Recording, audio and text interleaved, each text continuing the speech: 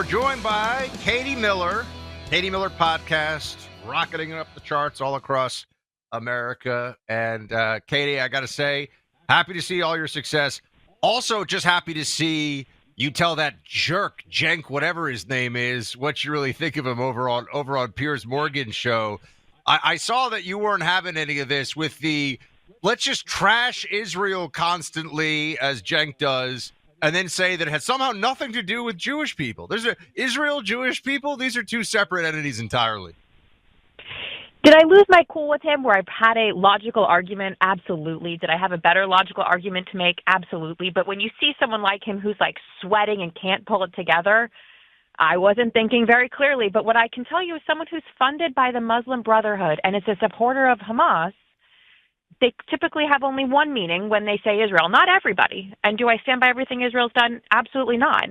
But when those type of people criticize Israel, they pretty much mean one thing. We're talking to Stephen Miller's wife, Katie. She's got a great podcast. We are rolling through the third hour of the program here. Katie, obviously a lot of people trying to figure out what happened in New York with Mamdani, what happened in Virginia, what happened in New Jersey. What's your take, and how much should we be concerned about what happened in all those races, and how does it project, most importantly, probably towards the midterms, if at all? Does it overly concern me that we lost 3 blue states, that Trump didn't win? No, of course not. What concerns me, though, is the number of voters in New York who haven't lived there longer than 5 years. It concerns me the amount of Gen Z females who are voting to support a man who won't denounce Sharia law, but at the same time claim that they're in support of women's rights. It's just it doesn't make quite so much sense to me, guys. I don't think it makes much sense to you guys either. Why women are gonna who are wearing those like pink pony hats, those pink hats where they were like in those women rights supporter marches that we all saw across Clay and the I are country. still trying to figure out, Katie, what the trans rights for Gaza movement is really all about, because I think they missed a memo on that one. Yeah, I mean, I don't know how many trans rights there are in Gaza because I think they kill them all there. But again, it goes to the people who are supporting women's rights are voting for a man who doesn't support women's rights and doesn't denounce Sharia law.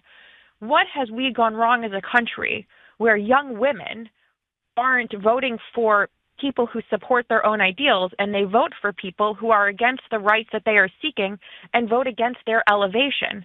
Why are white men in our country, they're the only group left, who are actually, because they see the writing on the wall, they see that if they don't continue to support people like themselves, there won't be people like themselves left in our country. We are definitely becoming a country that looks a lot more like the UK, the same country we all left back in 1776. You know, we are looking like a country that has open borders, that has random Pakistani crime on our streets. And I saw a man who was killed, who was stabbed walking his dog in the UK by Afghanis. And that's what happens when you support open borders policies. And that's what you see in New York City, right? When most of the people who supported Mamdani in this election just came to New York City in the last 5 years.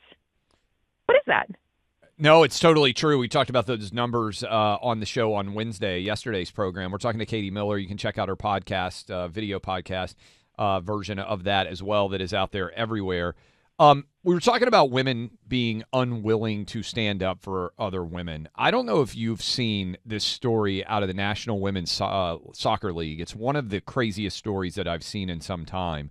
There is a biological man that is evidently playing in the National Women's Soccer League, according to these stories. One of the players for an L.A. area soccer team came out and said something radical, Katie. She said, hey, women's soccer should only be played by women.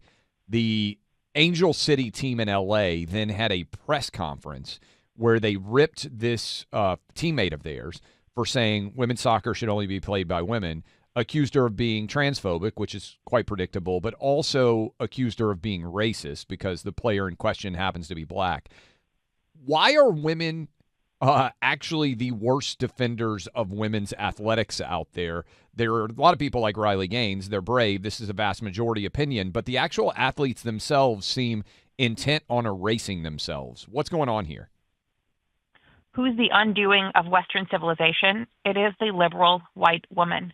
It is the woman who, for some reason, feels so sympathetic and empathetic towards other groups that they're willing to cannibalize their own people. They're willing to leave their daughters worse off because they would like to virtue signal for the support of people on the internet. It quite frankly makes no sense to me, Clay.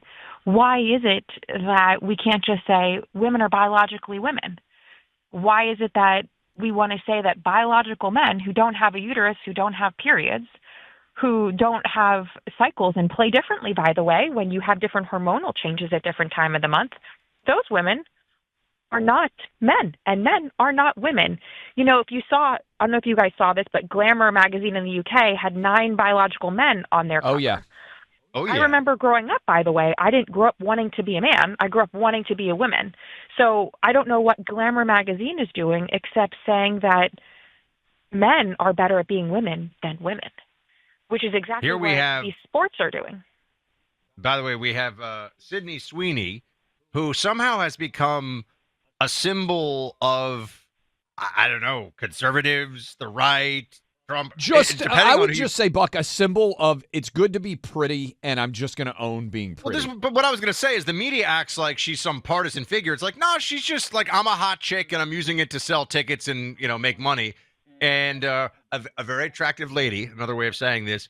And Katie, she is refusing to apologize. This is cut 40. This was during a GQ interview. This is for the Good Genes ad that got the left all freaked out. Play it. The criticism of the content, which was basically that maybe specifically in this political climate, like white people shouldn't joke about genetic superiority. Like that was kind of like the criticism, broadly speaking. And since you are talking about this, I just wanted to give you an opportunity to talk about that specifically. I think that when I have an issue that I want to speak about, people will hear. I kind of like where she's going. She's not bending the knee. They want her to bend the knee so badly. Be like, stop being hot and famous. It's not allowed. Women are not allowed to be attractive in this country anymore. It's just not happening. You see on every single liberal publication men, because they're no longer allowed to say that women are allowed to be hot and attractive if you're white, right? That's what this is coming down to. Is Sydney Sweeney in that same interview says, I was just wearing jeans. I like wearing jeans. Why is it controversial for a white woman to put on jeans and be on, and be in an advertisement? It's not. But at the same time, did you guys see at Gold's Gym where a black woman was in the locker room just changing and a guy comes in like with his penis out? And she's screaming like, why is a guy in my locker room?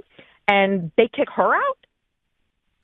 We played that audio and had that discussion. And so here is I wrote about this in the book, and I feel like I understand young men pretty well because I'm raising 3 young men, 17, 15, and 11. I know you have several kids as well. Your kids are really young. But one of the big debates that's out there, Katie, is how do we get young women to in some way see the world through a lens that young men are seeing it through? It doesn't mean they all have to be Republicans. Just a 50-50 split would not be a bad thing. How do women, young women in particular, get reached with the arguments that actually make sense? What would you do if you had a magic wand and they said your job, and part of I think what you're doing with your podcast is trying to speak to this audience. How do you reach them? The reason I started my podcast was to speak to these exact women. The women who are not getting married, who are not having kids, who believe a career is what they should be doing first and foremost. And I don't think our country, and specifically Republicans, do a good job of telling young women that being a mom and being a wife and raising children is a valued career. It is an honest, hard, good day's work. And that going to a job in which you're just paying enough to make ends meet at the daycare and the grocery store is not what life is meant to be. It is okay, by the way, to dress up and look pretty for your husband. It is okay to just feel good about raising little children. It is okay to have a day where you're just helping your kids be a better person that day, and you raise better children when you are home for your children. And I'm not saying that's a one-size-fits-all magic wand, because in some households that doesn't work. And we should be supportive of single women who go to work, and we should be supportive of different households that look differently. But for a large segment of our population, the reason why so many young men are lost is because young women stopped wanting to take care of those young men. They stopped wanting to be in these marriages that at young ages, right? You look at Travis Kelce and Taylor Swift, they're getting engaged in their late 30s instead of their early 20s, when, by the way, women's bodies were meant to have kids. We should be celebrating. We should be celebrating and encouraging young women to grow together with young men, because marriages and a spouse and a support system, as you guys know, make it better and makes it easier to have a career. My husband, Stephen Miller, is the most supportive of my career. He makes it possible for me to have a career and have young children. But guess what? That means trade-offs for both of us. If I'm out that night at work, Stephen is home giving the kids a bath and giving them dinner and putting them to bed. We make sure that our children have a parent home at night. Is it easy with his job and my job? No. But that's what a support system looks like. And I wish we encourage more young women that being a mom is more than good enough. I think it's also worth noting, Katie, and everything you said there is so well put and important for a lot of people to hear. No one ever feels the need to clear their throat and apologize for encouraging. Again, to your point, it's not one size fits all. It's not that, people can't have different paths, and not everyone's meant to get married, or not everyone's meant to have whatever. That's fine. But if somebody says, hey, what we really need are two people working and kids in daycare, and isn't that great? No one feels the need to apologize or explain anything about that. They can just advocate for that in our culture. But if you say, hey, being a mom who stays home and raises kids, that's a beautiful, worthy, critical, civilization building pathway too, people get angry about that. And I think that says a lot. What's the male equivalent of giving a female flowers? I was just having this conversation. And to me, it's cooking your husband a loving meal, right? It's taking the time to show somebody else you care. And unfortunately, in our society, when you have two working parents, you lose that ability to have that loving touch. And so where you get lost boys is in a generation of women that don't see that important part is valued, and is just as critical, by the way, as getting a next promotion or getting a higher pay bump at your work, right? Like LinkedIn exists to be able to cheer someone on in the workplace.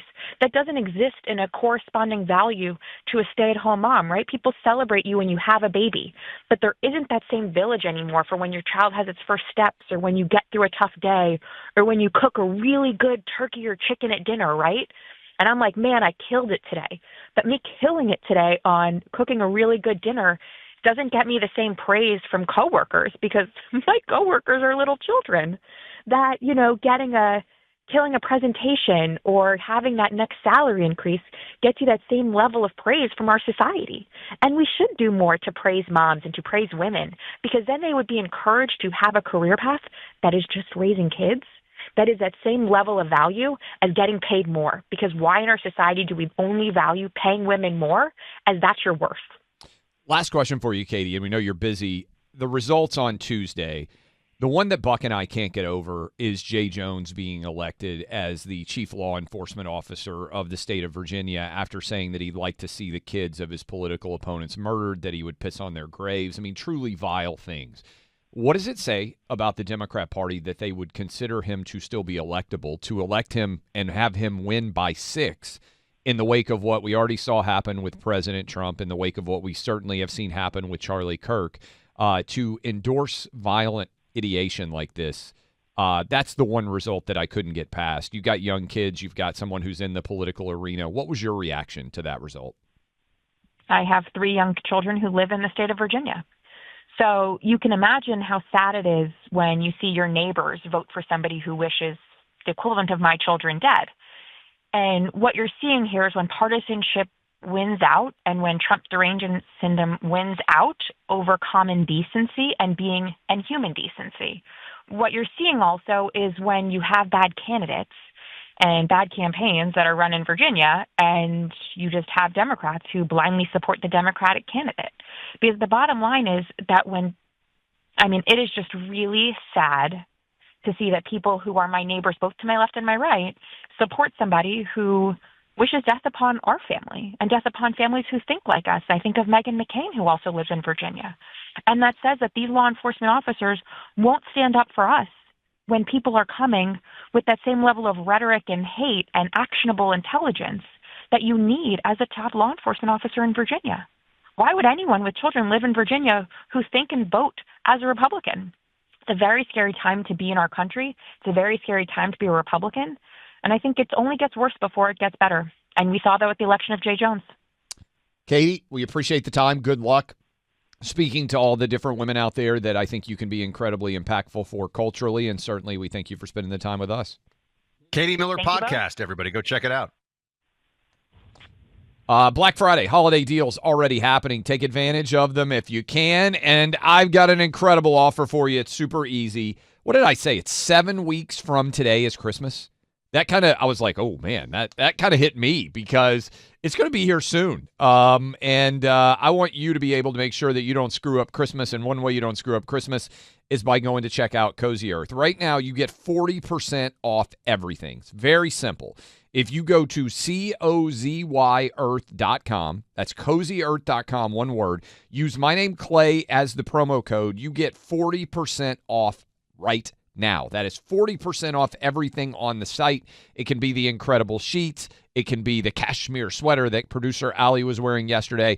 It can be so many pajamas. You can find a great gift for your husband or your wife, your boyfriend, your girlfriend, your grandma, your grandpa, whoever you're shopping for 7 weeks from now, you get 40% off. Can you be on the ball and get deals done already? Yes, you can if you go to CozyEarth.com and use my name, Clay. That's CozyEarth.com. My name, CLAY.